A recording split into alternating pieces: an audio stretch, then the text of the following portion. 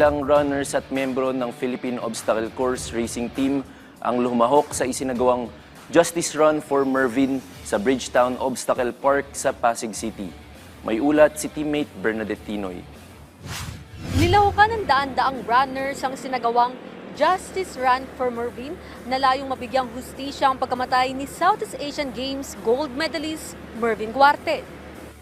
Bit-bit ang mga puting lobo, tinakbo ng grupo ang track 38 sa Taguig City hanggang sa Bridgetown Obstacle Park sa Pasig City. Para kay Jeff Reginio, obstacle runner at main organizer ng programa, nais nilang ipakita ang kanilang suporta at determinasyon na mabigyan ng hustisya ang pagkamatay ni Mervin Guarte. Nito ng January 7 na mabalitaan nilang pumanaw na ang 32-year-old champion, resulta ng pananaksak habang siya'y natutulog sa Calapan City sa Oriental Mindoro.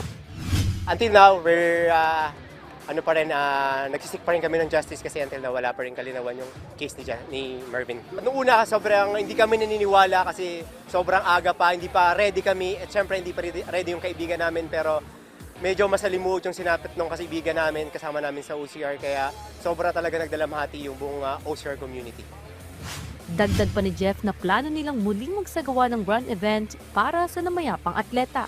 Samantala, ilang mga kaibigan at kasamahan din ni Mervin sa OCR community ang nakaisa sa pagtakbo. We show support and solidarity din from the community since tragic yung nangyari. It's such a big loss din para sa aming lahat. I've been personally coached by him so I know how great he is, how humble he is, and how great he is as an athlete. Para po sa pamilya ni Mervin Guarte, makakaasa po kayo na patuloy naming i-honor ang kanyang pangalan sa kabila ng mga ginawa niya para sa Pilipinas, ang mga nabigay niyang glory para sa bansa. Bernadette Tinoy para sa Atletang Pilipino, para sa Bagong Pilipinas.